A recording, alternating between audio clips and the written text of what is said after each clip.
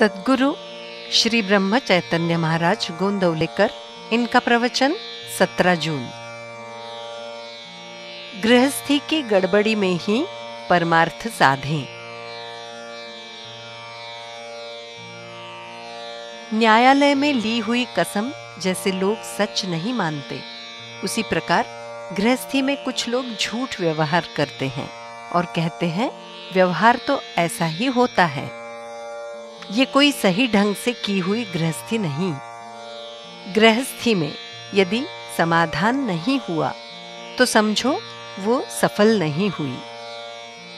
जो गृहस्थी सफलता से नहीं कर पाता वो सफल बाबा जी भी नहीं हो सकता। जिसकी गृहस्थी की दिशा गलत हुई वो परमार्थ नहीं साध सकता। कर्ज बहुत होने पर गृहस्थी का त्याग किया तो इसमें कौन सा त्याग किया? गृहस्थी का त्याग यानी क्या किया? जो जंगल में जाकर बैठ गए, ठंड लगने लगी तो लकड़ियां इकट्ठी की, अंगीठी जलाई, जगह साफ की, तुलसी के पौधे लगाए, झोपड़ी खड़ी की। लेकिन भिक्षा को जाते समय यदि झोपड़ी की चिंता रही तो फिर घर बार ने क्या बिगाड़ा था? गृहस्थी का बंधन छूटे ऐसी तीव्र इच्छा होती है, लेकिन जबरदस्ती से क्या वो छूटती है? अवकाश ग्रहण करने के बाद परमार्थ करेंगे, ऐसा सोचना ठीक नहीं है। गृहस्थी की खींचातानी की गड़बड़ी में ही परमार्थ साधना चाहिए। सावधानी किस बात की रखें? तो जन्म लेते समय हमने जो वचन दिया था उसे पूरा करने की सावधानी रखें। गृहस्थी करते समय ध्यान भगवान की ओर रखो। विषय में चूर हो गए, भगवान का विस्मरण होने लगा तो ये एक अच्छा मौका है, ऐसा मानकर भगवान का स्मरण जारी रखें। हम जैसे विषय की शरण गए वैसे भगवान की शरण जाएं।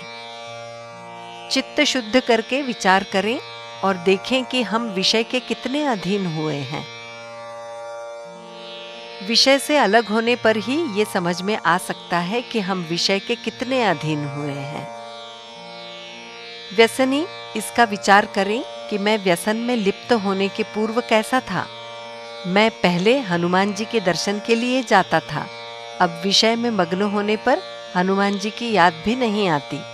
इसे क्या करें? नौकरी में क्या हम वरिष्ठ अधिकारी की शरण में नहीं जाते? तो फिर जो पेट के लिए करते हैं वो भगवान के लिए क्यों ना करें? सबसे सरल काम भगवान की शरण में जाना है, क्योंकि उसमें किसी अन्य बात की जरूरत नहीं होती। जब चाहे तब हम भगवान की शरण जा सकते हैं। भगवान की शरण जाना यानी मैं भगवान का हो गया हूं, ऐसा मानना। जो मानता है कि मैं अब श्री राम का अपना हो गया हूं और जो भी होता है सब श्री राम की इच्छा से होता है, उसे फिर और कोई सावधानी नहीं रखनी पड़ती। गृहस्थी को मेरी आवश्यकता है और मुझे भगवान की जरूरत है। जानकी जीवन स्मरण जय जय राम।